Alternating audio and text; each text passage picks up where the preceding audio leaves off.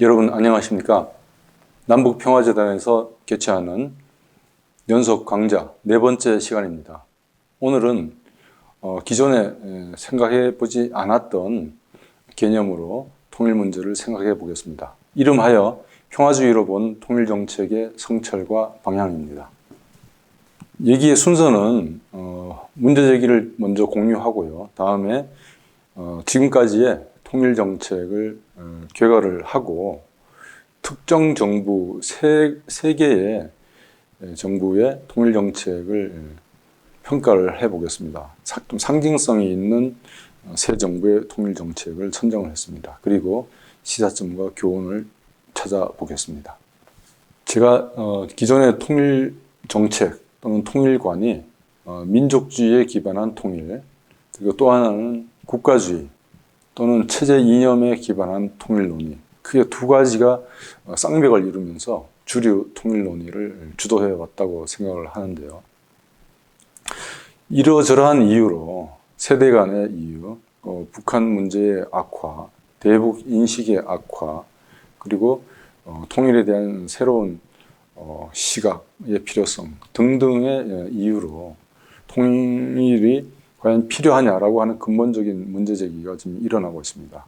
그것에 대해서 저는 평화주의로 새로운 대안을 찾고 있고 또 기회 있을 때마다 제안을 드립니다. 평화주의에 의해서 통일정책을 살펴본다고 하는 것이 과연 어떤 의미인가? 평화주의라고 하는 것은 역시 평화적 수단에 의해서 평화를 추구하는 것입니다. 만약에 비평화적 방법, 물리적 방법, 폭력, 억압으로 평화를 추구한다는 것은 일시적으로 가능할지는 몰라도 그것은 진정하지도 않고 평화가 아주 빨리 쉽게 파괴될 수 있습니다. 그래서 평화적 수단에 의해서 평화를 추구하는 것. 그다음에 두 번째는 그 평화의 성격입니다. 특히 체제가 다르고 전쟁까지 했고 전쟁의 위협이 있는 한반도에서 북한을 상대로 우리가 평화를 추구해 나갈 때 또 그 위에 통일을 또 우리가 기대할 때 그 평화는 어떠한 평화냐. 평화의 종류가 되게 많지 않습니까? 누가 말했던 것처럼 가짜 평화도 있고요. 그리고 여러 가지 평화가 있죠. 전쟁이 없는 소극적 평화도 있고요. 그 다음에 양질의 평화라는 개념도 있고 지속 가능한 평화도 있고 일상의 평화도 있습니다. 이런 다양한 평화 개념이 있고 또 말씀드린 우리 특수한 한반도 현실 속에서 평화를 추구해야 될 때 그 평화가 현실과 동떨어진 어떤 이론적이거나 추상에 갇혀있지 않으려면은 이것이 현실 타당성을 확보를 해야 되죠. 그러면은 여러 다양한 평화들 중에서 또 그 평화와 비평화, 반평화와의 또 식별하는 노력도 있어야 되죠. 그런 과정에서 평화를 만들어가는 그런 노력이 있어야 되기 때문에 여기서 전략적 평화 구축이라는 말씀을 드렸습니다. 평화들 사이에 또 평화와 경쟁하는 비평화, 반평화와의 관계 속에서 선우와 경중과 그리고 여러 가지 계산이 있어야겠죠. 이런 세 가지 측면에서 이제 평화주의를 제안드립니다. 그리고 통일 정책은 앞에 통일이 아니고 뭐 경제라고 해도 좋고 외교라고 해도 좋고 복지라고 얘기해도 좋은데요. 모든 공공 정책은 그 정책이 필요한 요인, 이게 이제 투입 요인이라고 하는데 요소라고 하는데요. 인풋. 그다음에 그 결과는 정책 성과죠.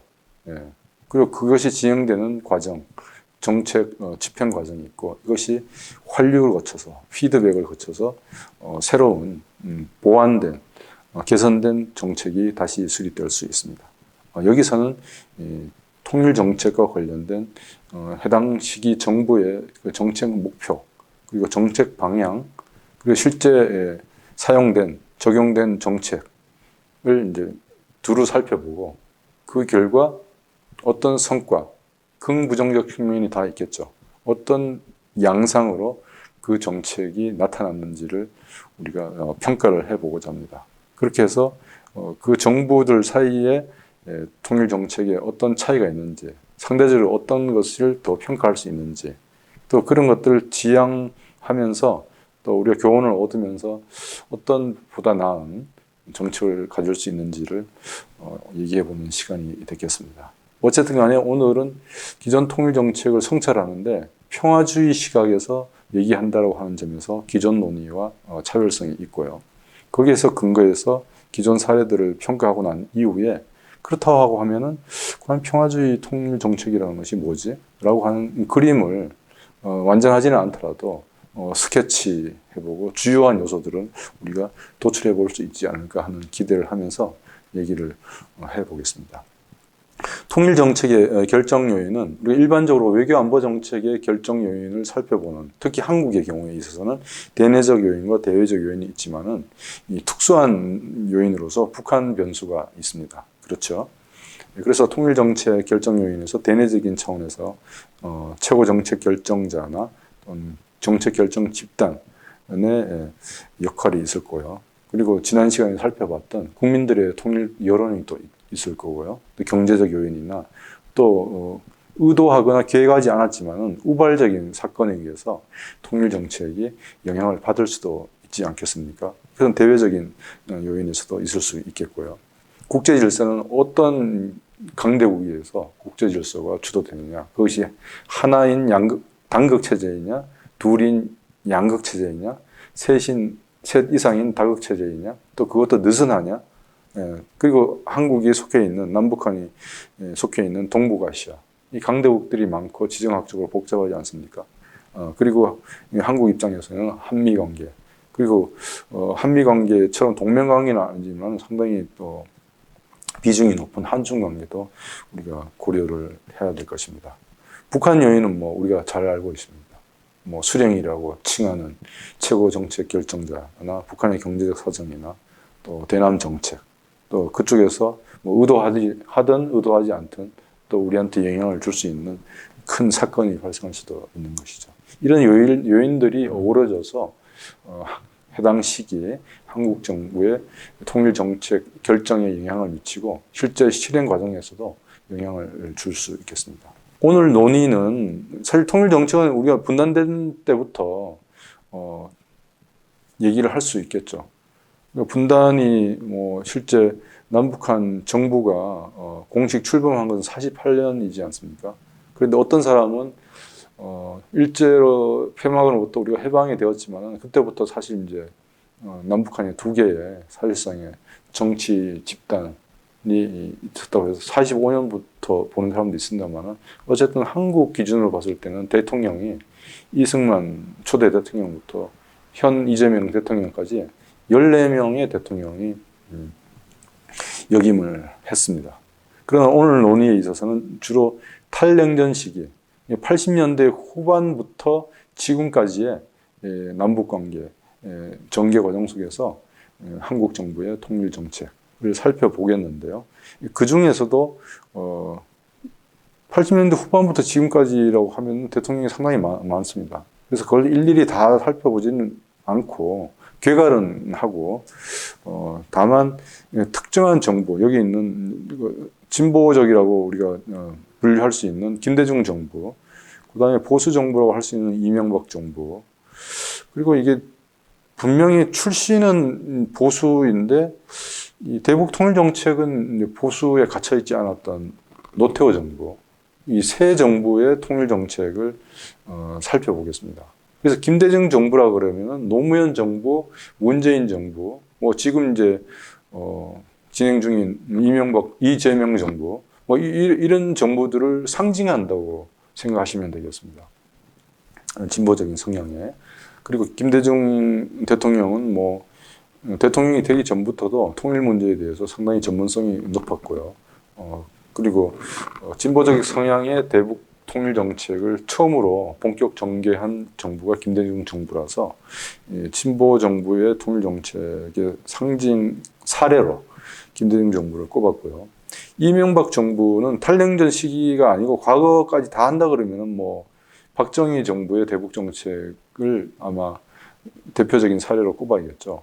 그런데 이제 전체 국제 질서를 하나의 공통적인 전제 했을 때 탈냉전 시기로 고정을 했기 때문에 이 시기를 놓고 봤을 때는 이명박, 박근혜, 윤석열 정부가 있는데 저는 솔직히 개인적으로 탄핵을 당한 대통령 또 그래서 그 대통령이 이끌어간 정부가 자기 소임을 자기가 법으로 부여받은 그 임기를 다 채우지 못하지 않았습니까?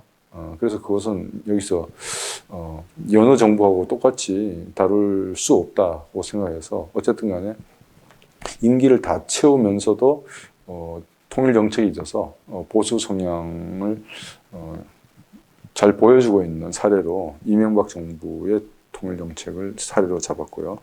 그다음에 노태우 정부는 말씀드렸습니다만은 개인적으로는 노태우 대통령 개인 출신이나 성향은 보수이지만은 대북 통일 정책은 상당히 진보적이었다고 생각합니다. 그래서 이 진보 보수 어디 둘 중에 어떤 카테고리에도 담지 못하는 제3의 독특한 사례라 그래서 따로 이렇게 설정을 해서 세 개의 사례를 살펴보고 비교를 하고 어떤 시사점, 함의를 도출해 보는 순서로 논의를 하겠습니다. 자, 먼저 말씀드린 통일정책 결정 과정에서 그 목표와 방향, 그리고 정책 수단, 이 세 측면을 잠시 살펴보겠습니다. 제가 평화주의 시각에서 통일정책을 논한다고 했기 때문에 계속 평화주의를 염두에 두고 계속 논의를 하고 여러분들도 염두에 두시면 좋을 것 같습니다. 자, 통일정책 목표를 평화주의 시선에서 본다고 했을 때 여기서 제시한 네 가지 보기가 있지 않습니까?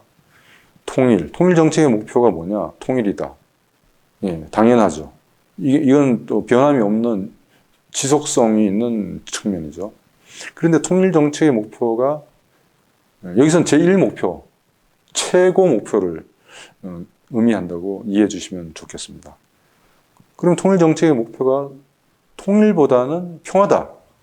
이렇게 보는 사람도 있고 우리가 지난 시간에 국민들의 통일의식 조사를 살펴보지 않았습니까? 현재 최근의 여론이든지 전체 지난 17, 18년의 여론 흐름이든지 간에 이 평화에 대한 관심도가 높고 통일 정책 목표가 통일 그 자체보다는 평화이다라고 하는 여론이 최근에 급상승하지 않았습니까? 그래서 이게 뭐지? 그럼 평화주의 시각에서 봤을 때 통일 정책 목표는 통일보다 평화가 아닌가? 왜냐하면 평화니까요. 그러면 평화주의 시각에서 봤을 때 통일 정책의 목표로 통일이라고 말하는 것은 잘못된 건가? 그러면 평화 통일은 뭐지? 이런 꼬리에 꼬리를 무는 의문이 들 수 있습니다. 이건 아주 건강한 대안적인 사유를 함에 있어서 파생될 수 있는 자연스럽고 건강한 문제의식이라고 생각합니다. 그러면 이 통일과 평화가 대립적인 관계인가? 아닐 수도 있지 않나? 이렇게 생각할 수 있는 것이죠. 그리고 이제 분단 관리와 체제 경쟁은 위에 통일과 평화라고 하는 정책 목표보다는 한 단계 아래의 목표라고 생각이 됩니다. 분단 관리가 결국은 통일을 하기 위한 환경 조성일 수도 있고 영구 평화, 남북한 평화 공존을 위한 그런 목표일 수도 있습니다. 체제 경쟁도 마찬가지라고 볼 수 있는 것이죠. 체제 경쟁의 목표가 통일일 수도 있고 평화일 수도 있고 아니면 어떻게 하다가 의도하지 않은 방향으로 갈 수도 있는 것입니다. 자, 그러면 통일 정책 목표를 얘기했는데 방향을 생각을 해보죠. 평화주의 시선으로 계속 보겠습니다. 첫 번째는 방향이 힘에 의해서 통일 정책을 추진한다. 이 현실주의입니다. 우리가 힘이 강해야 되고 힘이 또 부족할 때는 힘의 균형을 맞추려고 하는 노력이 북한과 통일 협상하는 것보다 더 중요하다고 보는 것입니다. 그래서 현실주의는 결국 군사력, 그리고 국제사회에 있어서의 물리적 영향력, 그것이 협상력에 비례한다. 이렇게 보는 것입니다. 그래서 현실주의는 군사 안보 문제가 어떤 문제 영역보다도 더 위에 있다. 그래서 현실주의는 안보 중심의 이슈 위계, 이슈들 사이에 위계, 서열, 우열이 있다는 것이죠. 안보 문제가 가장 중요하다고 보는 것입니다. 그런데 기능주의는 자유주의 패러다임이 속하는데요. 안보나 경제나 인권이나 민간 교류나 이런 이슈들 사이에 위계나 서열이 없다고 봅니다. 다 같이 중요하다고 봅니다. 그래서 안보를 지키기 위해서도 경제 협력을 해야 되고, 경제 협력을 하기 위해서 경제적 이익을 극대화하기 위해서 안보가 중요하다. 이게 서로 상호 우정 관계를 강조하는 것입니다. 그리고 여기서 어떤 입장에 서냐에 따라서 통일 정책의 방향이 달라지는 것이죠. 자, 그럼 평화주의 시선은 아무래도 현실주의보다는 기능주의, 자유주의 패러다임과 조금 친근하지 않을까? 뭐 이런 잠정적인 가정을 해봅니다. 그 다음에 통일정책 방향 또 두 번째 측면에서 보면 북한을 변화시키려고 하는 것이 주된 방향이 되어야 되느냐, 아니면 현재 북한 체제를 존중하고 인정하는 선상에서 대화와 협상을 하면서 통일의 분위기를 만들어가는 게 맞냐. 이게 현실주의와 기능주의와 곧바로 수직적으로 대입되는 것은 아닙니다. 비슷한 부분이 좀 있기는 있습니다만, 북한 변화를 통일 정책의 주 방향으로 놓아야 된다고 생각하는 사람들은 현재의 북한 체제가 통일하기에 부적합하다. 우리 지난 통일 여론조사에서 국민들의 상당히 많은 여론은 대한민국 현 체제 중심의 통일 국가를 만들어야 된다, 이렇게 보지 않았습니까? 남북한 체제를 썩는다라든지 현 체제, 남북한 현 체제 그대로 둘 다 그대로 둔 상태에서 통일을 한다라든지, 이건 연방적이었죠. 뭐 그런 것보다는 대한민국의 자유민주 체제로 중심으로 통일을 하자는 여론이 컸단 말입니다. 그리고 또 북한의 현실이 국제사회의 보편 규범으로 봤을 때 상당히 많은 문제가 있다고 하는 평가가 지금 다수의 입장입니다. 그랬을 때 북한 변화가 중요하다고 보는 입장이고요. 그런데 현실적으로 북한 변화를 무리하게 또는 일방적으로 추진할 때 애초에 의도와 별개로 전쟁 위협이나 또는 한국이 통제하기 어려운 혼란 상황이 만약에 발생했을 때 그게 과연 통일이 가능하냐, 통일했을 때 그러면 왜 통일하고 했느냐라고 하는 부작용이 상당히 클 수 있단 말이죠. 그래서 체제를 존중하면서 서서히 통일 이후에 북한을 개선하는 노력도 생각하면서 서서히 평화적으로 북한과의 협력을 통해서 하자, 이런 입장이 있을 수 있습니다. 그 다음 세 번째 생각해 볼 바가 이슈 위계와 병행. 그것은 제가 첫 번째 현실주의 시각과 기능주의 시각을 말씀하면서 통일 정책의 여러 이슈들, 정책 어젠다들 사이에 위계가 있느냐 없느냐, 그 입장과 연관된다고 봐서 말씀을 드렸습니다. 그리고 또 하나 현실적으로 정부마다 좀 차이를 보였던 것이, 과연 통일 정책을 수행해 나가는 데 있어서 사실 우리한테는 숙명 같은 것이죠. 남북이 분단되었으니까 남북이 통일돼야 되는데 그 주체는 당연히 남북이 돼야 되죠. 남북이 협력을 해야 되는데 이놈의 분단 체제가, 또 통일 논의가 우리 둘만으로는 안 되는 것이 현실입니다. 태생적 현실이고, 또 실제 우리가 직면하고 있는 그 상황 그대로입니다. 국제협력이 있습니다. 이것에 대해서 이제 조화를 이루어야 되고, 또 많은 그 지도력을 발휘해서 이것을 잘 병행시켜 나가야 되는데, 대통령, 집권한 정부의 성향이나 또 대통령의 세계관, 이런 것 때문에 이 상대적으로 무게중심이 왔다 갔다 하거든요.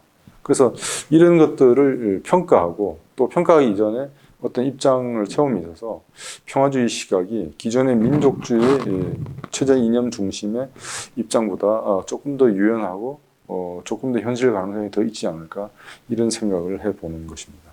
정책 수단에 있어서는 더욱더 뚜렷하죠. 평화주의 시선이 이 말이죠. 만약에 이제 통일 정책, 여기서 통일 정책은 말씀드렸습니다만 대북 통일 정책입니다.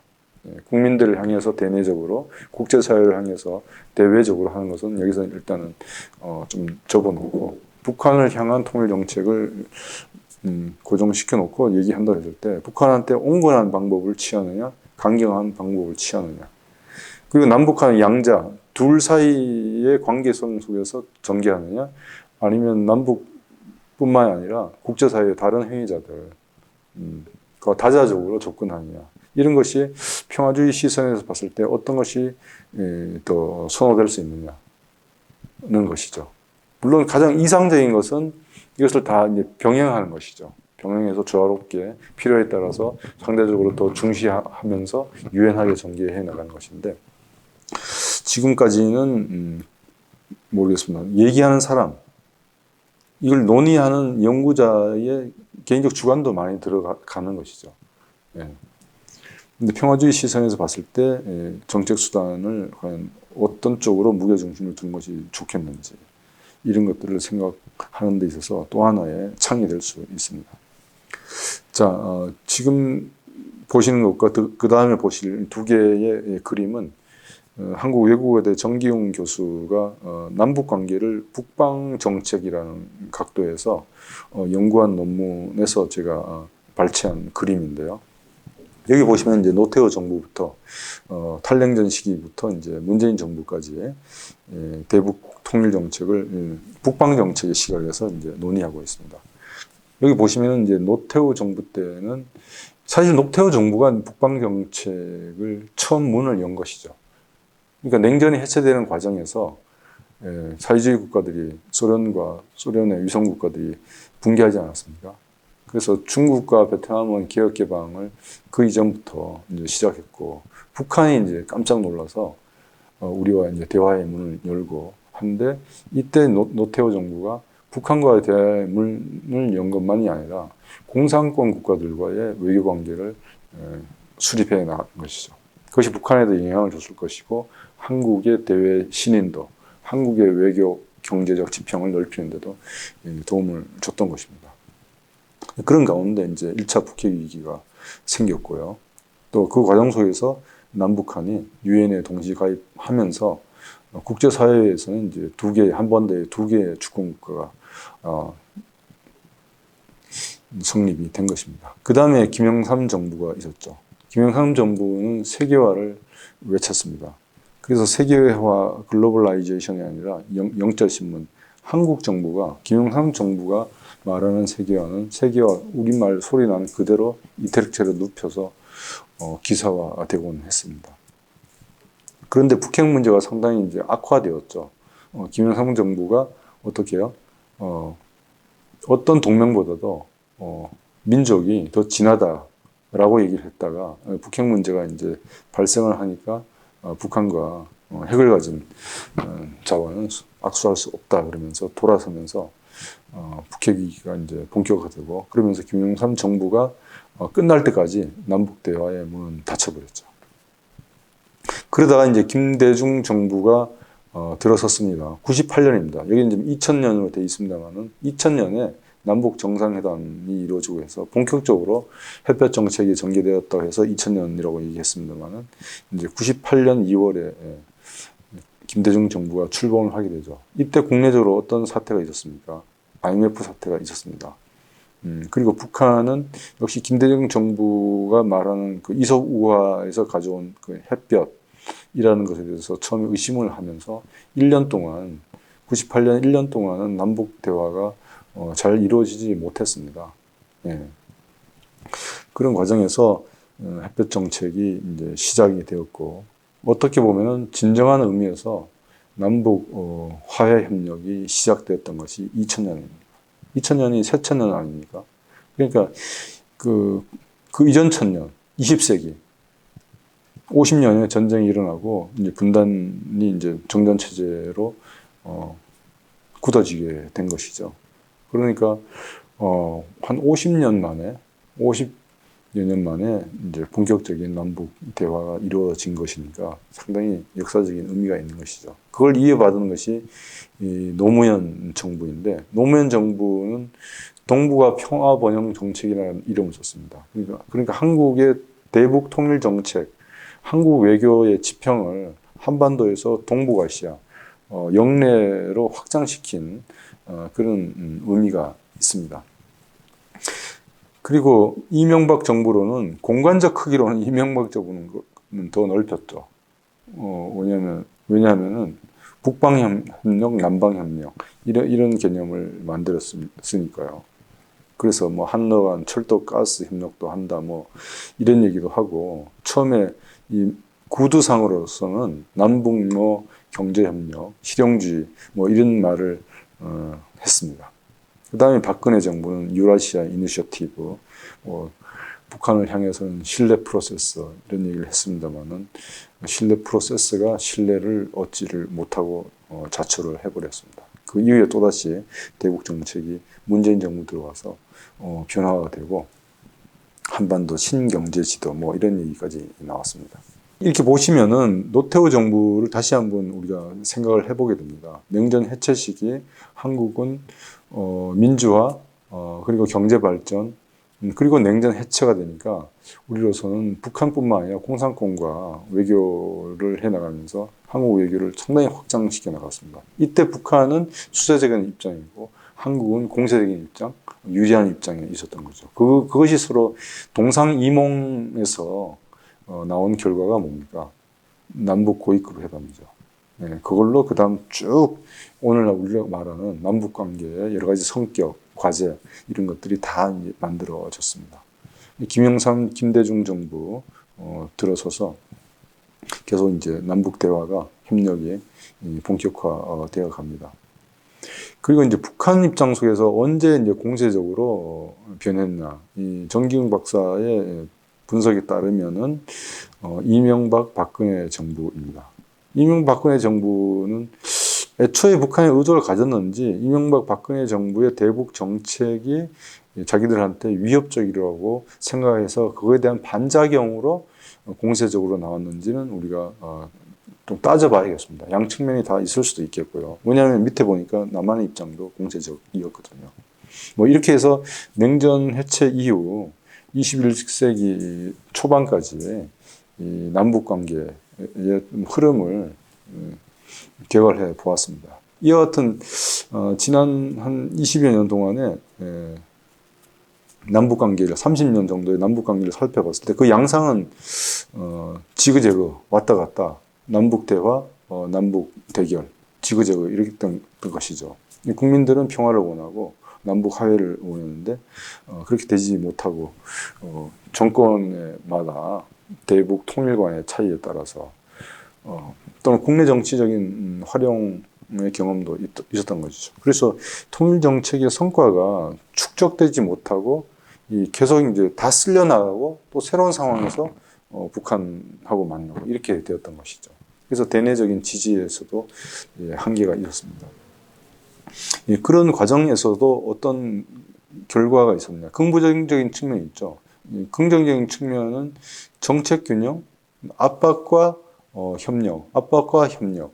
뭐 이런 것이 오고 가고 하고 그 과정 속에서 한반도 긴장이나 또는 인명 피해도 우리 몇 번의 교전도 있고 민간 피해도 있었습니다만 그런 비용을 치르면서 정책 균형, 대북 통일 정책은 온건과 압박이 병행되어야 되고 온건 관여 정책을 바탕으로 해서 유연하게 대북 압박을 병행하는 것이 좋겠다라고 하는 이런 균형점이 서서히 그래서 제가 더디다고 말씀드렸습니다. 형성되어 간 것이 아닌가. 이것은 그래도 긍정적인 측면이라고 보는 건데요. 김정은이가 이제 적대적 두 국가 관계를 공식화하고 나서 하면서 내놓은 이유가 남한에서 보수 정부가 들어서든 진보 정부가 들어서든 간에 결국 우리를 압박하려고 했고 우리로 약속을 지키려 해서 아무런 차이가 없다. 우리는 다 믿지 못하겠다. 이런 얘기를 하거든요. 그래서 이 지그재그 일관성 없는 대북 통일 정책의 결과로 북한이 남한과의 관계의 문을 완전히 닫아버린 거 아닌가. 이건 남북관계 상호작용의 프레임 속에서 보면 이렇게 해석할 수 있다는 것입니다.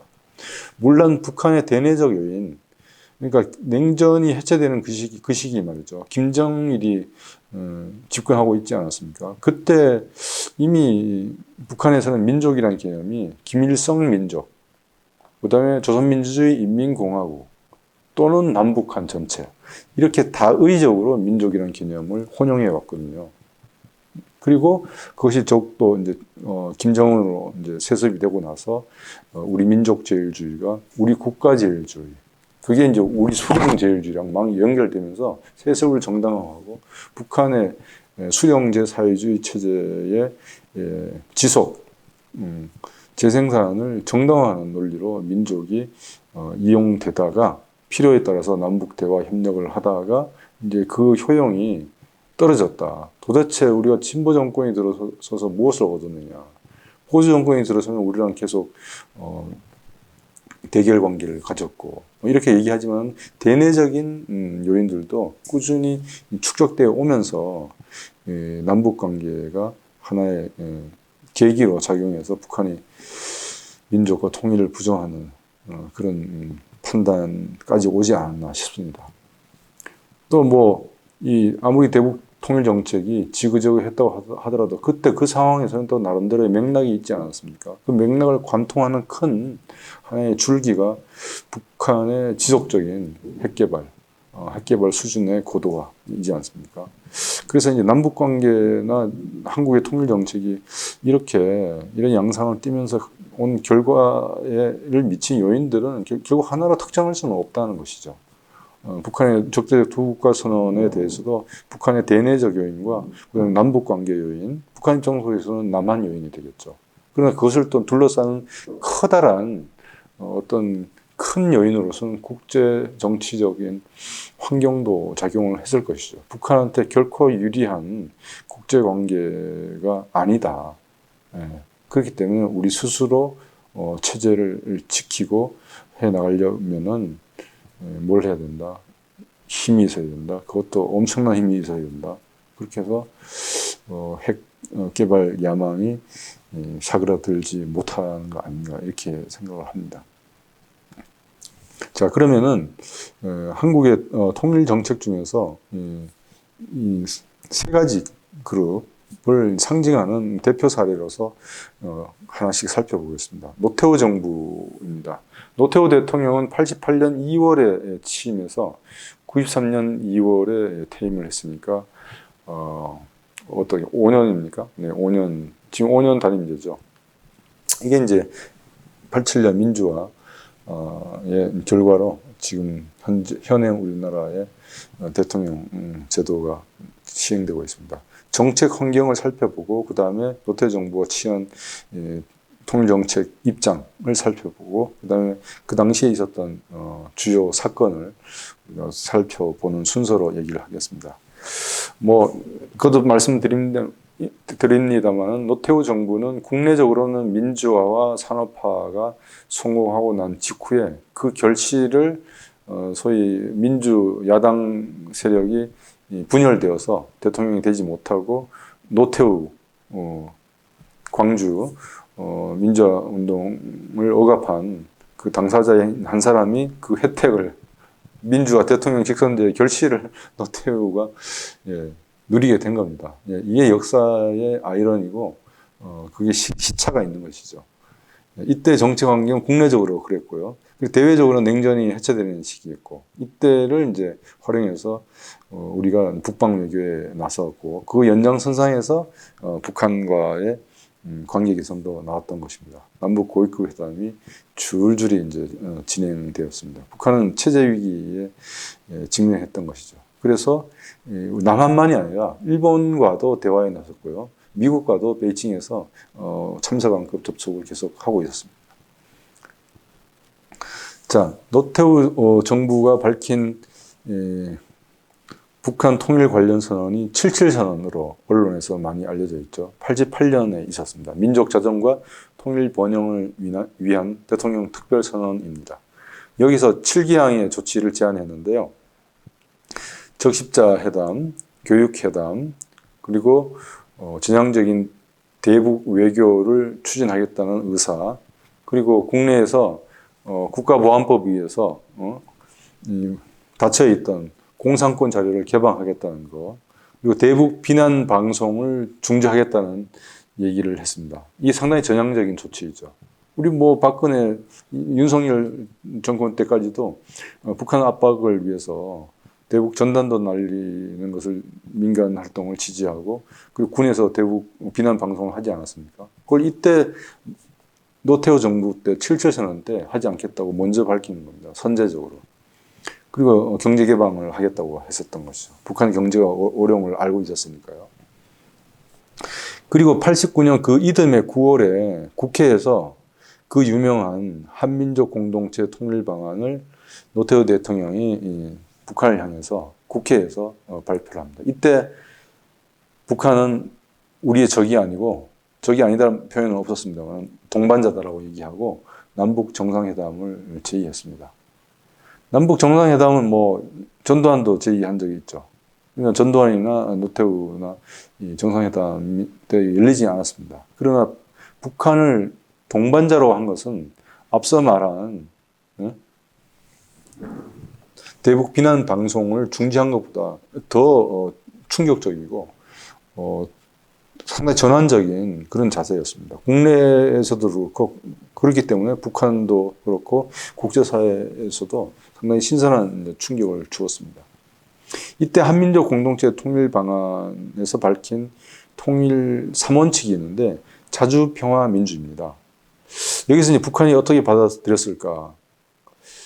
북한을 동반자라고 해놓고 7.4 공동성명에서 밝힌 자주, 평화, 민족 대단결의 원칙에서 민족 대단결을 빼버리고 거기에 민주를 넣었는데 이 민주가 남한 대통령이 얘기했기 때문에 자유민주주의를 얘기하지 인민민주주의까지 포괄하지는 않겠죠. 여기서 북한이 이제 의심을 할 수도 있겠다는 생각이 들고 그리고 역시 군 작전권은 전지 작전권은 한국이 갖고 있지 않거든요. 그래서 군축 회담을 하자라고 할 때 미국한테 얘기를 하고 미국과의 북미 군사회담을 성사시키기 위해서 어쩔 수 없이 형식적으로 남한을 끼워주기도 합니다. 북한이 제안할 때. 이렇게 해서 이 노태우 대통령 때 이때 한민족 공동체 통일 방안을 제안할 때 또 처음으로 하여튼 놀라운 제안이 많았어요. 남북연합을 제안합니다. 그러니까 1민족 1국가 1체제로 완전한 통일이 되기 전 과도적인 단계로 남북한 체제가 동시에 존재하는 선상에서 남북 정상회의, 남북 강요회의 이와 같은 남북연합 기구를 만들어서 남북연합 단계를 거치면서 교류협력을 하고 민족 동질성을 높여나가서 통일을 준비하자라고 하는 이 과도적 단계를 제안했습니다. 이게 상당히 획기적인 제안이죠. 이것은 전략적으로 보면은 북한이 내놓은 연방제 통일 방안, 북한이 80년 노동당 6차 당대에서 의결한 연방제는 최종적인 통일 국가 상으로서 연방제입니다. 예. 남북한 현 체제가 그대로 있고 그 위에 통일 외교와 국방을 담당하는 남북한 통일 연방 정부가 있는 것입니다. 그것에 대한 대응이 아닌가 뭐 이렇게 판단할 수도 있는데 어쨌든 간에 그 이전에는 바로 반공, 승공, 통일, 자유민주주의 체제의 통일 이렇게 했는데 그 과도적 단계, 북한 체제와 공존하는 그런 구상을 통일 방안에 집어넣었다는 것은 그 당시에 상당히 획기적인 제안이었던 것입니다. 노태우 대통령 시기 때 어떤 일이 있었냐면 북방외교에서 소련과 소련의 위성 국가들 헝가리를 필두로 해서 외교 관계를 다수립합니다. 그런데 남북 간에 어떤 일이 있었냐 말씀드리지 않았습니까? 냉전 해체 시기에 북한은 북한대로 또 우리는 우리대로 각자의 수세적 공세적 입장에서 그것이 동상이몽 속에서 남북 대화가 고위급 회담으로 열렸다 하지 않았습니까? 그래서 수차례 고위급 회담과 국회 회담 뭐 이런 것을 하고 물자 교류, 인적 교류는 물론이고요. 하면서 그 결과가 그 유명한 지금도 우리가 지키기만 하면 통일 일보 직전까지 간다고 할 수 있는 남북 기본 합의서를 91년 12월에 채택을 하게 됩니다. 이때 남북 기본 합의서는 전문과 본문은 남북 하회 불가침 교류협력으로 구성되어 있고요. 그 합의서가 채택되고 난 이후에 이 본문에 담겨 있는 주요 3개의 덩어리, 남북화해, 불가침, 교류협력, 그리고 핵 문제가 이제 불거져 있었기 때문에 핵 통제까지 이 4개의 분과위원회를 만들어서 기본 합의서에서 기본적으로 합의한 내용을 어떻게 구체적으로 실행할 건가라고 하는 분과위원회를 설치해서 운영을 하기 시작했습니다. 이 기본 합의서 전문에 뭐가 들어있습니까? 그 유명한 남과 북은 국가 대 국가의 관계가 아니라 통일을 지향해 나가는 잠정적인 특수관계이다. 이렇게 되어 있고 이것을 달달달 통일 북한 문제에 관심 있는 사람들은 다 외우고 있죠. 그런데 이것을 김정은이가 깼다는 거 아닙니까? 그리고 김정은이도 그 이전에 문재인 정부 때 남북 정상회담을 하고 또 4.27 그다음에 9.19인가요? 평양 공동선언을 하지 않았습니까? 그런데 어쨌든 간에 남북이 이 통일을 지향하는 특수한 관계이다. 민족이다. 같은 민족이다. 그리고 서로의 체제를 부정하거나 흡수하거나 하려고 하는 그렇게 하지 않는다라고 하는 것을 내외에 천명한 것이 이 남북 기본 합의서입니다. 이 오른쪽 사진을 보시면 그때 기본 합의서를 합의하고 서명한 남북한 총리입니다. 왼쪽에 안경 낀 얼굴이 좀 큰 사람이 연형묵 당시 정무원 총리였고요. 오른쪽에 또 안경을 낀 분이 정원식 당시 우리 남한 총리였습니다. 이렇게 이제 분위기가 좋고 그 연장선상에서 남북 대화의 연장선상에서 그 당시에 북핵 문제가 불거지기 시작하지 않았습니까? 그래서 협상을 통해서 남북이 한반도 비핵화 공동선언을 기본 합의서가 채택되는 그해 말 31일 그해 말에 채택이 됐습니다. 전문가 6개항으로 이루어지고 있는데요. 전문에는 이런 말이 있습니다. 남과 북은 한반도를 비핵화함으로써 핵전쟁의 위험을 제거하고 우리나라의 평화와 평화통일에 유리한 조건과 환경을 조성한다는 내용이었습니다. 지금 이걸 생각하면은 지금 현재 한반도 상황이 어떻습니까? 한반도 비핵화가 북핵 비핵화가 되었고 북핵 비핵화는 현실적으로 더 멀어지고 있는 것을 북한만이 아니라 우리 국민들도 다 알고 있고 그러죠? 그렇게 되면서 평화와 평화 통일과는 더욱더 멀어진 상황이 되어 있습니다. 그리고 이 한반도 비핵화 공동선언에 그 비핵화의 내용이 어디서 어디까지냐 또 비핵화를 하려면 어떤 방법이 필요하냐 라고 하는 것에 대해서 아주 상세하게 6가지 조항에 담고 있는데 그 중에 1조가 이렇게 되어 있습니다. 그 비핵화의 개념, 범위를 지금 언급하고 있는데요. 남과 북은 핵무기의 시험, 제조, 생산, 접수, 보유, 저장, 배비, 사용을 아니한다. 이게 엄청난 얘기죠. 핵무기입니다. 핵무기. 핵무기의 시험은 그 핵무기가 만들어 놓은 걸 시험하는 거 아니죠. 핵무기로 만들 목적으로 하는 시험과 제조를 말하는 것 아닙니까? 거기서 그러니까 핵실험, 핵개발 여기서부터 실제로 만들어 놓은 것을 이용하거나 그것을 저장하고 갖고 있는 것을 다 여기서 비핵화의 개념이 상당히 폭넓게 정의되어 있습니다. 이것을 지켰다면은 오늘날 우리가 이제 평화와 평화통일이 가까워졌겠죠. 그러나 그것과 또 반대로 갔다는 것입니다. 북한이 이렇게 한반도 비핵화 공동선언에 나오게 된 계기는 남한에 그 당시까지 있었던 남한의 미군 기지에 있었던 미군의 핵무기를 철거했습니다. 철거한 그 상태에서 북한이 핵 위협이 적어도 한반도에서는 이제 없다고 보고 남한과 이런 비핵화 공동선언을 함으로써 더 이상 한반도에 핵무기가 없어야 된다라고 하는 것을 한국과 미국에 이제 요구하는 그런 의미가 깔려 있는 것이죠. 우리로서는 그 당시에 이제 의심이 이제 일어나고 있던 북한의 핵 개발을 조기에 저지시켜야 된다는 전략적인 목적이 있었던 것이죠. 그래서 만약에 그 당시의 합의, 그 당시 분위기가 좋아졌더라면은 전쟁 위협, 핵정전 위협 뿐만이 아니라 남북한의 대결도 상당히 많이 가시고 아까 노태우 대통령이 얘기했던 남북연합 또는 남북연합의 초기 단계 화해협력이 활발해졌으리라고 믿습니다. 김영삼 정부는 민주정부였는데 말씀드린 것처럼 핵 문제가 불거지면서 처음에 북한과 화해협력을 하겠다는 입장을 180도 바꾸면서 남북 대화가 없이 정부를 마쳤습니다. 그 계기가 김일성 사망 때 조문을 가지 않았던 것이죠. 북한을 갔습니다. 그래서 핵 문제가 불거졌을 때 핵 협상이 북한하고 미국 채널로만 이루어지고 한국은 배제되었던 것이죠. 그것이 통미봉남, 미국과는 통하고 미국과는 대화하고 봉남, 남한과는 대화의 문을 닫아버린 것이죠. 예, 그게 상당히 오랫동안 갔고 그 과정 속에서 한미 간의 북핵 문제, 대북 정책을 둘러싸고 클린턴 정부와 김영삼 정부 사이에 갈등도 있었습니다. 그것을 일거에 해소한 것이 김대중 정부, 햇볕 정책을 표방한 김대중 정부의 등장입니다. 98년 2월에 출범을 했고요. 당시는 꼭 98년은 아닙니다만은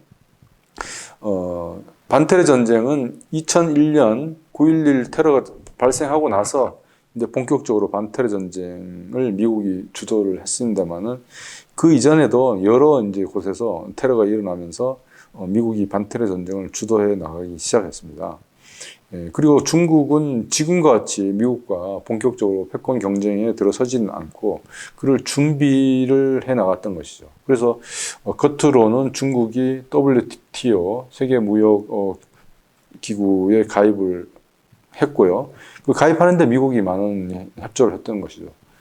시장 경제, 자유민주주의 질서에 편입을 하면은 인게이지 그 틀에 끌어들이면은 중국이 변하지 않을 거냐 이런 기대를 했던 것이죠. 중국은 뭐 그거보다는 경제 발전을 하고 과학기술을 발전시키기 위해서 선진 서방 국가들의 협조 또 시장의 문을 넓히기 위해서 그렇게 했던 것이죠. 그래서 그 당시에 미중 관계가 좋았습니다.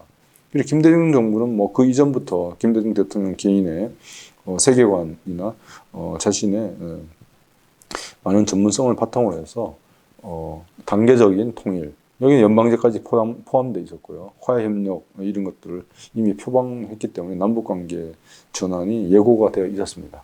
국내적으로는 민주화는 심화되었지만은 IMF 사태가 터져서 우리 경제가 상당히 휘청거렸고요. 그러면서 계층 간의 경제적인 불평등도 심화되었습니다. 그래서 김대중 대통령이 내놓은 그 표가 지금도 상당히 기억에 남는데요. 민주주의와 시장 경제의 병행 발전이라는 그런 아주 훌륭한 정책 국정 지표를 제시하기도 했습니다. 그런 과정이지만은 98년에는 햇볕이라고 하는 그런 뉘앙스, 그래서 우리를 따뜻하게 해서 우리를 옷을 다 벗기고 우리를 다 이제 개혁 개방시키려고 하는 거 아닌가? 그렇게 해서 우리 체제를 무너뜨리려고 하는 것이 아닌가?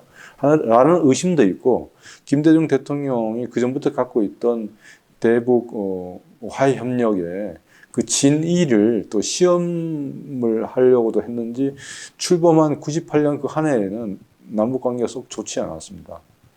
그러다가 이제 그 다음 해부터 본격적으로 남북 관계가 좋아지게 됩니다. 김대중 대통령은 이제 남북 관계를 화해와 협력, 평화의 분위기로 전환하기 위해서 그 유명한 대북 3원칙을 발표했습니다. 이것은 지금 이재명 정부도 그 이후에 노무현, 문재인 정부도 다 그대로 계승하고 있습니다. 그리고 평화를 바라는 모든 국민들한테 공감대가 많이 크다고 생각합니다. 무력 도발을 허용하지 않는다. 이게 북한의 무력 도발을 말하는 거고요. 우리는 먼저 하지 않는다고 하는 전제하에서요. 그리고 이제 북한이 이제 우려하고 있는 흡수 통일 위협에 대해서 우리는 흡수 통일을 추진하지 않겠다라고 얘기했고요. 그 선상 위에서 남북 화해 협력으로 상생하고 통일을 준비해 나가자고 하는 원칙을 밝혔습니다.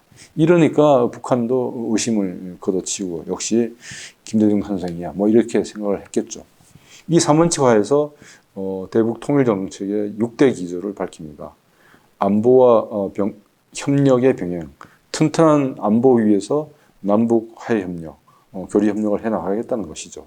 그리고 평화 공존과 교류, 화해 협력으로 북한 변화 여건 조성. 이것은 북한과 교류 협력하고 만나고 하면서 남조선이 더 잘 사는구나. 남조선에 가봐야겠다. 우리도 남조선처럼 되려면 뭘 해야지? 뭐 이런 생각을 북한의 정책 결정자들, 북한 주민들, 각 분야의 북한의 실무자들, 뭐 우리로 치면 뭐 공무원들 되겠죠. 이런 사람들한테 그런 문제 의식을 불러일으켜 준다는 것이죠. 그리고 남북 간의 상호 이익 도모, 당사자 해결 원칙 아래 국제협력 지지. 여러분 보십시오. 여기서 남북 당사자 해결 원칙 아래 국제협력 지지죠. 앞서서 우리 통일 정책을 우리가 국민들의 여론을 조사하면서 우리가 어떤 시사점을 찾을 때 남북 협력과 국제협력의 조화라고 하는 그 원칙을 제가 교훈으로 제안하지 않았습니까? 이 둘이 항상 같이 가야 되는데 약간씩 정부마다 무게중심이 다른데 김대중 정부는 남북 당사자 해결 원칙의 방점을 조금 더 둔 거죠. 왜냐하면 남북 간이 그 사이에 계속 대결하고 적대하고 대화도 하지 않았고 국제 질서에 따라서 우리가 좌지우지 당하고 해서 이 한반도 평화와 통일에 있어서는 남북이 주도하자. 그동안에 많이 이렇게 눌려왔기 때문에 그런 맥락에서 남북 당사자 해결 원칙을 상대적으로 좀 더 강조했다고 하겠습니다. 그리고 국민적 합의에 기초한 대북 정책을 추진하겠다. 이것은 모든 정부가 다 얘기했던 것입니다. 그러나 이제 반대하는 정파에서는 계속 이제 이것을 위배했다라고 얘기를 하는 것이죠. 그래서 김대중 대통령이 밝힌 이와 같은 대북 3원칙과 6대 정책 기조를 갖고서 부드럽게 남북 관계를 개선해 나가고 다양한 교류 협력을 전개해 나갑니다. 자, 먼저 오른쪽부터 말씀드리겠습니다. 순서상으로는 남북 정상회담이 2000년 6월 15일 이때 이루어지고 이때 이제 아주 간명한 두 정상이 서명한 합의가 있습니다. 그것을 6.15 공동선언이라고 하죠. 이 사진도 상당히 기억이 뚜렷합니다. 제가 그때 대학원생이었는데 오마이뉴스에 이 남북 정상회담을 좀 분석하는 기사를 써본 경험이 있습니다. 네, 그래서 분위기가 좋았죠. 그래서 6.15 정상회담 공동선언을 하고 나서 거기서 이제 합의했던 게 통일 방안이었습니다. 이것도 국내적으로 논란이 빚어졌고 국제적으로 관심을 끌었는데요. 통일을 지향할 때 북한이 내놓은 통일 방안이 연방제 아닙니까? 근데 연방제 밑에 남북연합이 있을 수 있죠. 우리 정부가 노태우 대통령 때부터 이제 내놓은 우리 정부가 공식적인 통일 방안이 한민족 공동체, 나중에 한일이라는 김영삼 정부 때 이제 빠지고 민족 공동체 통일 방안인데 화해협력, 남북연합, 그리고 일국가, 일민족, 일체제로서의 최종적인 통일국가 이렇게 3단계 통일 방안이 되어 있거든요. 그 2단계에 우리 남북연합이 노태우 대통령의 제안에 의해서 그게 들어가지 않았습니까? 그런데 북한은 연방제예요. 최종적인 통일국가로서 연방제. 그런데 북한이 계속 이 연방제 통일 방안을 계속 고무줄처럼 느렸다, 당겼다 이렇게 합니다. 그래서 낮은 단계의 연방제라는 표현을 쓰기 시작합니다. 90년대 말 되면서. 그래서 낮은 단계의 연방제가 연방제 안에서 낮은 수준인지 아니면은 이 남한이 말하는 그 남북 연합을 말하는 건지. 그런데 6.15 공동선언을 보면은 북측의 낮은 단계의 연방제와 남측의 남북연합제가 공통점이 있다고 보고 거기에서 출발해서 통일을 추구해 나간다. 이런 게 합의문이 있거든요, 문장에. 그래서 상당히 이제 센세이션을 일으켰죠. 극부정적인 양 측면에서. 그래서 어쨌든 간에 6.15 공동선언은 분단과 전쟁 이후에 적대 관계에 있던 남북한의 최고 지도자가 최초로 정상회담을 했고 거기에서 서로 체제가 다르지만 화해 협력을 하고 통일을 점진적으로 추구해 나가겠다라고 선언을 했다는 점에서 상당히 큰 역사적인 의의가 있다고 하겠습니다. 그 이전에 김대중 대통령이 취임한 그해 98년 11월에 금강산 관광이 이제 개시가 됩니다. 저도 몇 차례 가보고 했습니다만은 이게 이제 김대중 정부, 그 다음에 노무현 정부로 이어지지 않았습니까? 그러니까 대북 정책의 연속성상이 보장된 거죠. 그러니까 금강산 관광이 중학생, 고등학생들도 뭐 가게 되는 겁니다. 수학여행으로. 그래서, 이번에 나 바빠서 못 가. 다음에 가지 뭐. 이럴 정도로 흔하게 어렵지 않게 갈 수 있었습니다. 근데 이것이 나중에 우리 관광객 한 분이 이제 북한군에 의해서 피격이 되면서 중단이 되는 사태에 직면하게 됩니다. 자, 그 다음에는 이제 노무현 정부를 거치고 나서 노무현 정부 말기 때 2007년에 남북 정상회담이 한 번 더 이루어지죠. 근데 그때 합의된 내용이 상당히 도로, 철도, 민간인 교류, 그리고 남북 또 경제 협력, 서해 평화 협력지대, 금강산, 설악산 관광 지역, 백두산 관광 개발 이런 얘기가 있었는데 대통령 임기 말에 합의가 이루어졌는데 그 노무현 정부와 같은 방향의 대북 정책을 편 사람이 대통령으로 되지 않고 그 반대 입장에 있었던 분이 대통령이 되면서 2007년 14 남북 정상선언에서 합의된 그 무수한 얘기들은 all stop 이렇게 되어버렸던 거죠. 이게 지그재그인지 왔다 갔다인지 널뛰기인지는 모르겠습니다만 어쨌든 이명박 정부가 들어서서 김대중 노무현 정부 10년 동안 전개되었던 남북관계 개선, 화해협력, 교류 협력의 시대는 막을 내리고 다시 불신과 대결, 심지어는 군사적 충돌까지 재현되는 상황에 이르게 됩니다. 이명박 대통령은 2008년 2월에 취임을 했는데 이때는 이라크 후세인 정권이 몰락한 지는 한참이고요. 그 다음에 이제 빈 라덴 알카에다의 수장이자 9.11 테러를 주동했던 알카에다를 잡아가는 이런 작전이 아프가니스탄, 파키스탄에서 막 전개가 되었죠. 그리고 중국이 이제 이때 되면 이제 본격적으로 G2 이러면서 세계를 미국과 같이 좌지우지하는 그런 추강대국이다라고 자처하면서 미국과의 이제 경쟁 관계를 본격적으로 태도를 드러내게 됩니다. 남북 관계는 이제 대립 상황으로 빠져들고요. 이명박 정부는 처음에는 이분이 이제 기업인 출신이고 또 서울시장도 해보고 해서 상당히 비즈니스 마인드, 자기 스스로 실용주의라고 얘기를 했는데 광우병 미국 광우병 소를 수입하는 것에 대해서 국민들의 저항에 빠지고 서울시장 할 때 청계천 그 복원 사업에 성공을 해서 대통령이 되지 않았습니까? 그래서 지금도 우리 국민들은 말할 것도 없고 세계 사람들로부터도 호평을 받는데 그 성과에 대해서 너무 이렇게 집착했던 것인지 4대강이 이제 국민들의 반발을 사게 됐습니다. 그런데도 밀어붙였죠. 여기서 제 고향을 얘기해야 될 것 같은데 안동인데 안동에는 참 아름다운 낙동강이 이 사행천처럼 잘 이렇게 굽이굽이 흘러내립니다. 그래서 아름다운 곳도 많은데 사행천이다 보니까 그 모래가 살짝 부드럽게 이렇게 깔려 있고 거기에 강물이 흘러가는 아름다운 곳이 많습니다. 그 중에 하나가 병산서원입니다. 서해 유성룡 선생이 임난을 거치고 나서 반성하고 다시 전쟁이 일어나지 않도록 우리가 뭘 준비해야 되고 반성해야 되는지 징비록을 쓴 병산서원입니다. 병산서원 앞이 낙동강이 잔잔하게 흐르고 거기에 모래톱이 있고 그 정면에 또 병풍 같은 절벽이 있습니다.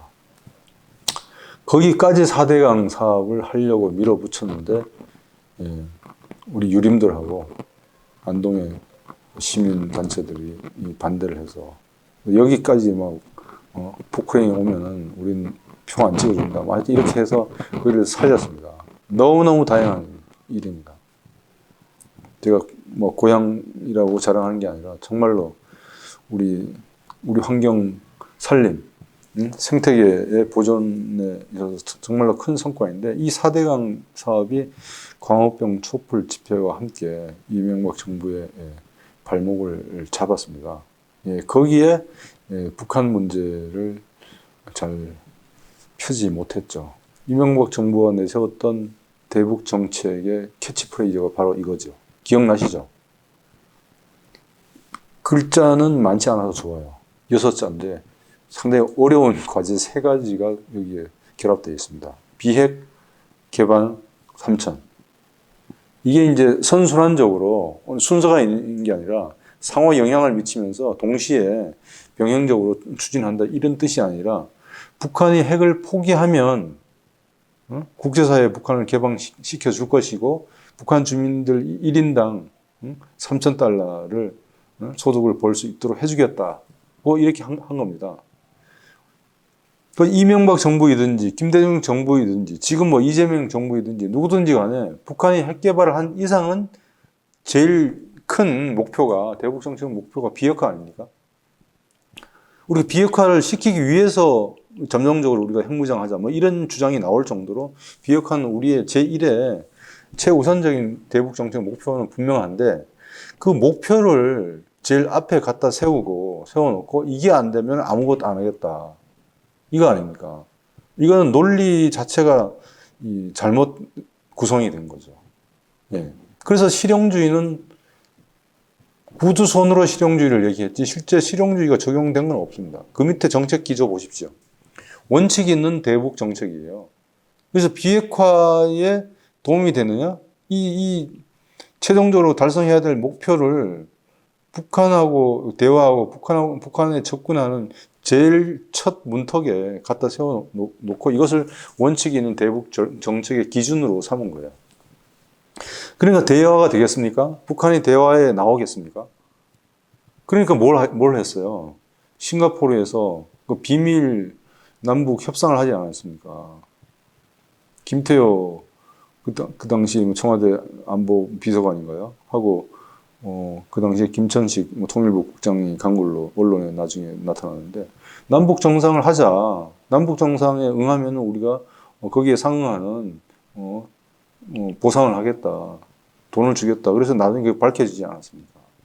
그러니까 비핵 개방 3천이라는 것을 이렇게 해놓으니까 대화 자체를 스스로 차단한 결과를 가진 것이죠. 근데 그걸 뚫으려고 비정상적인 방법을 또 취한 거 아닙니까? 그런 부작용이 처음에 정책 방향, 정책 목표를 설계하는 것이 얼마나 중요한지 여기서 우리가 알 수 있습니다. 그 다음에 정책 기조라든지 정책 수단의 그 배합이라든지 그것은 그 다음 문제입니다. 목표와 방향이 잘못 설정되면 이런 부작용, 문제가 발생하는 것이죠. 그래서 북한 핵 문제를 제일 큰 문제로 얘기했고요. 그 다음에 북한한테 보면 어떻게 보면 약점이라 할 수 있는 인권 문제를 또 대북 정책의 주요 어젠다로 올렸습니다. 북한 인권 문제가 심각한 건 사실인데 그래서 김대중 정부 때는 그 보수적인 성향의 정치 집단이나 국민들한테 비판을 받았죠. 북한 인권 문제에 너무 무관심하고 그거를 덮어두고 있다라고 했는데 진보 성향의 사람들은 북한 인권 문제가 심각한 것은 그 사실은 인정하는데 어떻게 개선할 거냐의 방법론에 있어서 북한 정부가 북한 정권이 반발하는 그 시민 정치적 권리 이게 자유민주주의 국가에서 잘 이렇게 신장될 수 있고 북한 같은 체제에서는 잘 안 되는 거죠. 그건 북한의 약점인데 그것을 북한한테 대놓고 남북 대화에서 그런 얘기를 하면은 북한이 반발할 것이고 우리는 말은 하는 거지만 개선이 안 되는 거죠. 근데 그런 것은 북한도 이렇게 참여를 하고 있는 유엔 인권 메커니즘을 통해서 하고 북한이 호응을 하는 것은 이제 경제, 사회 문제, 이런 교육이라든지 이런 것에 대해서는 남북이 협력할 수 있다는 것이죠. 그런데 이명박 정부는 그런 전략적인 판단보다는 북한을 압박하는데 이 소재가 유용하다고 판단했는지 그런 인권 내의 이슈별로 좀 정책적인 효용성을 판단해서 다양한 접근을 하지 않고 모두 다 묶어서 북한 압박으로 이제 인권 문제를 제기했거든요. 그러니까 남북 대화가 안 되고 남북 관계가 악화될 수밖에 없는 것이죠. 그러니까 결국 뭐가 터집니까? 천안함 사태가 터지죠. 예, 천안함 이게 뭐 국제 뭐 조사단까지 들고 우리 NGO에서도 뭐 또 별도의 뭐 조사를 하고 또 전문가들도 내에서도 입장이 다른데 결국 우리 정부는 이제 북한이 한 걸로 보고서를 내고 했지만은 아니 북한의 어뢰가 아무리 수중이지만은 남측 영해까지 들어와서 우리 함대를 우리 장병을 이렇게 공격할 때까지 그거 왜 몰랐냐? 그 안보 공백이죠. 그 정찰, 사전 감지, 식별 이런 것이 전혀 안 된 것이죠. 그렇기 때문에 거기에 대한 보복으로서 또 이명박 정부에서 또 군사적인 대응 태세, 대비 태세 수준을 높이니까 북한이 또 거기에 또 반발을 해서 연평도 포격이 그해 또 가을에 있지 않았습니까? 그러면서 또 우리도 북한 측을 향해서 황해도 쪽을 향해서 포를 날리고 해서 서로 인명피해가 좀 있지 않았습니까? 왜 이런 게 왜 생겼냐? 생길 수 있는 개연성은 늘 있는 거죠. 우리가 적대 관계에 있으니까. 그래서 상당히 이제 어려운 상황을 거쳤습니다. 그리고 그 이전에 말씀드렸던 금강산 관광이 이제 전개되는 과정에서 이제 박광자 씨가 북한군에 의해서 사망을 했습니다. 사망을 했는데 그 이후에 관광이 중단되고 계속 이제 문이 닫혔던 거죠.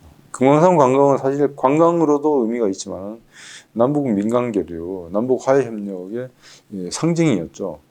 오른쪽에 동해 쪽에 금강산 관광, 서쪽에 뭡니까?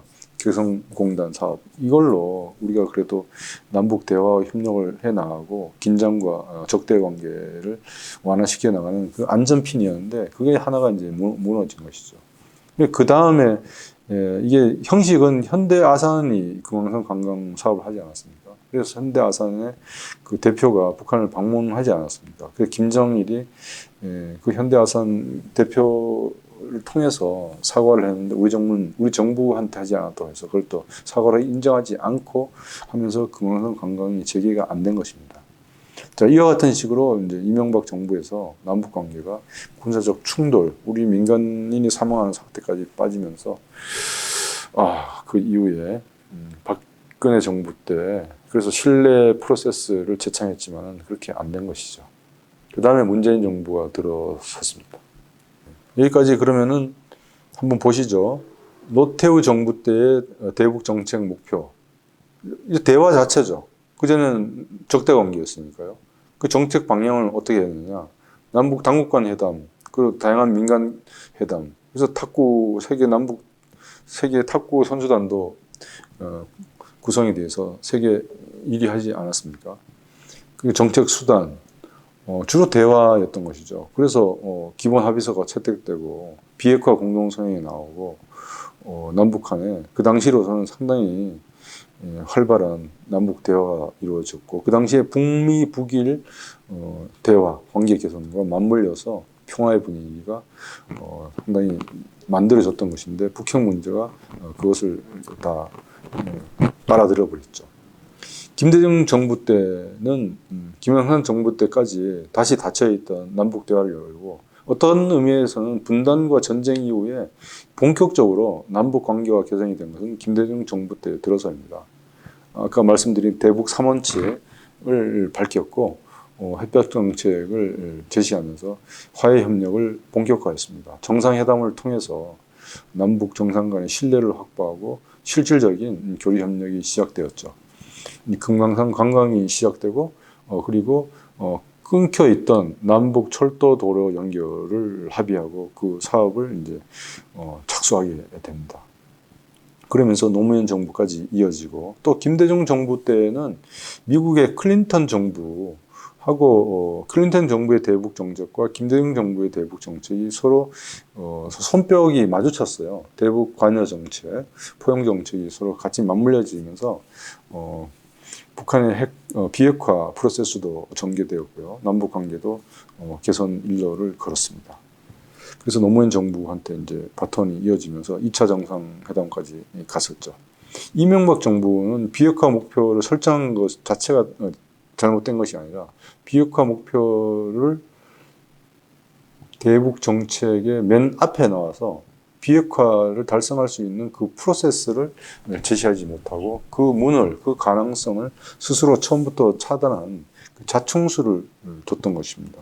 그래서 남북 불신이 생기면서 결국 군사적 충돌까지 가고 우리 민간인이 비살되는 아픔을 겪으면서 금강산 관광, 남북 화해 협력의 한 축이 무너지게 되었던 것입니다. 그래서 이것이 과연 누구한테 도움을 주느냐? 그 정부가 북한한테 또 통일 정책을 펴는 데 있어서 자기 정당화는 다 할 수 있는 거죠. 왜냐 그 당시에는 다 그 집권하고 있었던 유리한 위치에 있었기 때문에. 국민의 안전과 한반도의 미래와 또 한국 경제의 지속 가능한 발전, 대외 신인도 이런 데 봤을 때는 역시 평화주의의 관점에서 볼 때 좀 각기 노태우, 김대중, 이명박 정부를 차별적으로 우리가 평가할 수밖에 없는 것입니다. 그래서 이와 같이 평화주의 시각에서 기존 정부의 통일 정책을 이제 평가를 해 보았는데 특히 이제 김대중, 이명박, 노태우 정부가 각기 컬러가 각기 다른 개성이 있는 통일 정책을 추구했는데 거기에서 평화주의 관점에서 봤을 때는 다소 긍정적인 평가를 할 수 있는 사례가 있고 조금 거리가 있는 좀 점수를 높게 주지 못하는 그런 사례도 우리가 보았습니다. 여기서 얻을 수 있는 것은 평화가 중요하다. 평화가 우선이다. 평화의 관점에서 북한 통일 문제를 생각해야 된다. 이렇게 제가 볼 수 있습니다. 그래서 대북 정책, 대북 통일 정책에 있어서 평화는 이 옆에 제가 사진을 적절하게 갖고 왔는지는 솔직히 말씀드려서 자신이 없는데요. 양파와 같다. 까도 평화다. 예? 앞에도 평화고 뒤에도 평화고. 여기 밑에 보면 정책 원칙 두 번째 두터운 평화 만들기 있죠. 우리 사회 안에서도 우리 국가 안에서도 평화를 만들어 나가는 노력이 있어야 되고 옆이라고 하는 것은 이제 두 국가 관계 뭐 이런 말을 하니까 옆에 있는 북한을 말하는 겁니다. 북한과의 관계에 있어서도 평화롭게 대하고 또 평화를 만들어 가야 되고 그 평화를 하는 것은 전쟁이 없는 소국적 평화 우리가 말하는 일반적인 그 평화와 또 그 전제하에서 거기서 끝나는 게 아니라 그 전제하에서 사람을 존엄하게 대하고 또 사람만큼이나 또 우리와 같이 공생하면서 인간의 삶을 더욱더 풍요롭게 해주는 다른 생명에 대해서도 우리가 또 존중을 하고 생태 평화를 말하는 것이죠. 그리고 인간 집단들 사이에 성이나 인종이나 민족이나 또 자기 출신 배경이나 이런 것들 사이에 그 차별을 줄여나가고 이런 적극적 평화가 서로 선순환하는 그래서 제가 두터운 평화 또는 양파와 같은 평화 만들기를 하자라고 하는 말씀을 드립니다. 생태주의가 생명평화라고 하는 그런 말씀입니다. 이게 이제 되게 이제 도덕적으로 추상적으로 맞는 말인데 그게 과연 가능할까라고 생각할 수도 있습니다만은 우리가 그런 경험이 있지 않습니까? 김대중 정부 때, 노무현 정부 때, 문재인 정부 때 경험이 있습니다. 그리고 보수 정부 때도 노태우 정부 때와 같은 경우에는 상대를 존중하고 적에서 동반자로 그리고 대치를 하고 대결 상태였는데 대화에 나서고 그리고 손을 잡고 그리고 필요한 것은 비판을 해 나가면서 대화와 타협을 통해서 협상을 해 나가서 기본 합의서를 채택하고 비핵화 공동선언을 채택할 수 있습니다. 그것을 다시 되돌리지 않도록 못하도록 다시 대결하고 다시 충돌하고 그게 이걸 굳혀놓아야 굳게 해야 된다는 거죠. 그래서 욕심내지 않고 차분하게 그러나 중단 없이 계속해 나가는 이런 접근이 필요하다는 것입니다. 그래서 생태주의, 생명 중심의 대북 접근, 통일 담론의 재구성이 필요하다고 생각합니다. 그 밑바탕에 저는 세계의 공감하고 공존하고 공용하는 이런 원칙 또는 자세를 가진다라고 하면은 우리가 북한과 다시 한번 책상에서 만날 수 있지 않을까. 싫어서 이제 아예 모른 척하고 따로 예, 그렇게 할 수도 있습니다만은 과연 그게 가능할까요? 예, 정치적 필요에 따라서 의도적으로 자신만의 어떤 일시적인 단기적인 이익을 위해서 긴장을 조성할 수도 있고 또 비난할 수도 있고 요즘 사이버 온라인이 얼마나 또 무궁무진합니까? 그걸 또 나쁜 마음을 가지면 충분히 우리한테 영향을 줄 수 있거든요. 그렇기 때문에 저는 이 삼공주의가 중요한 대국 통일 정책의 원칙이 되어야 되지 않을까 싶습니다. 결국은 이 통일이라고 하는 것이 지금 평화가 중요합니다. 70년, 80년 되는데 통일이 가능해요? 별개의 국가 아니에요? 그 말도 합리적이고 일리가 있는데 남북 간의 분단 체제 그리고 군사적인 대치 상태가 계속되고 있는 정전 체제 하에서 북한이 우리랑 아무런 관계 없는 또는 사이 좋은 두 국가 관계로 갈 수 있을지 저는 거기에 근본적인 문제의식이 있다는 것입니다. 다만 지금까지의 민족주의, 국가 이념 중심의 통일은 시대착오적이다. 그래서 평화를 중심에 놓는 통일 담론을 재구성해야 된다. 그래서 제가 평화주의적 통일을 제안하는 것이고 그 원칙으로서 생태주의, 두터운 평화, 삼공주의를 제안드리는 것입니다. 그래서 앞으로의 정책은 일관성 위에 유연성 있는 자세. 이건 자신감 있는 또 풍부한 정책을 갖춰 놓은 쪽에서 가능한 일입니다. 우리는 그런 역량과 위치에 있다고 생각을 하고요. 그리고 생명 중심이기 때문에 인도주의나 인적 접촉을 계속 그것은 어떤 경우에도 지속을 해야 된다고 생각을 하고요. 다양한 정책 수단은 조화롭게 전개하는 게 낫겠죠. 이때 필요한 것이 지도력입니다. 그리고 목소리를 듣는 열린 지도력입니다. 국민들한테, 국제사회한테, 심지어는 북한한테도 열어놔야겠죠. 그리고 제가 지난 시간부터 말씀드렸습니다만 좌충우돌하고 지그재그하면서도 남북 관계에서 이 국민적인 컨센서스가 조금씩 형성되고 있다. 그것이 관여 위에 억지를 균형을 맞추고 남북협력과 국제협력을 조화시켜 나가면서 또 하나가 인도주의고 마지막 또 하나가 북한 통일 문제를 국내 정치적으로 악용하지 않도록 그것에 대해서 국민들이 이제는 싫어한다. 동조하지 않는다는 사실입니다. 자, 마지막으로 우리가 할 일, 정부가 할 일은 지금까지 많이 비판하고 많이 평가를 했습니다. 우리 시민이 할 일. 물론 이거 이제 국가와 함께 해야겠습니다만은 4개의 평화 과제를 제가 평화의 사다리라고 하는 이름으로 이렇게 제안을 합니다. 우리가 평화 교육을 좀 많이 해야겠습니다. 우리가 국정교과서에서 평화에 대한 교육이 너무 부실합니다. 시민단체가 노력하고 있는데 너무 역부족입니다. 그래서 국정교과서에 공교육에 평화에 대한 교육이 많이 들어가야겠습니다. 그리고 평화를 상상하고 평화를 만드는데 내가 헌신하고 하겠다고 하는 그런 비전과 사명감을 가진 사람을 우리가 계속 발굴하고 그런 생각을 갖고 노력하는 사람들을 우리가 지지하고 격려를 해야겠습니다. 그리고 평화 전략입니다. 통일을 하든 평화 공존을 하든 간에 평화를 만들 수 있는 구체적인 실행 지침, 행동 계획 방법이 있어야 되지 않겠습니까?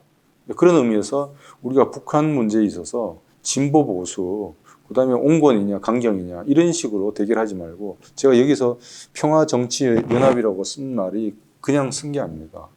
평화를 중심으로 기존의 시도착오적인 냉전적인 이분법적인 그런 정치 성향을 극복하고 지향하고 평화를 중심으로 생각하는 정치인 또 정치를 지망하는 사람들이 연합을 하자는 거죠. 그런 연합이 곳곳에서 두텁게 서로 결속을 하자는 것이고 그렇게 할 때 북한이 보다 평화롭게 그리고 북한 스스로가 그렇게 할 수 있도록 그리고 유도해낼 수 있는 우리 여러 가지 지혜와 여러 가지 방안들을 가질 수 있겠다고 생각을 합니다. 그리고 이러한 일들을 여러 분야에서 또 여러 집단이 국내는 물론이고 해외에 있는 국제기구와 또 해외에 있는 우리 재외동포, 또 해외에 계시는 우리 한국 전문가들이 여러 얽히고 설킨 네트워크를 만들어서 우리가 평화의 사다리를 더욱더 높게 만들어가는 것이 정부는 물론이고 우리 시민사회가 다 함께 해 나가야 될 것이 아니겠나 이렇게 생각합니다. 여러분, 평화가 경제고 평화가 안보이고 평화가 우리의 미래입니다. 이것으로서 4강을 마치고 다음 시간에는 마지막으로 지금까지 살펴본 국제관계 그리고 북한 그리고 우리 국민들 정부의 통일 정책을 종합적으로 평가한 바탕 위에서 과연 그러면 이 평화주의 통일이라는 것이 구체적으로 뭐냐, 어떤 비전과 방법을 통해서 이것이 추진할 것인지에 대해서 제 마지막 미래의 비전으로서 평화주의 통일의 비전과 과제를 말씀드리는 시간을 갖도록 하겠습니다. 여러분 감사합니다.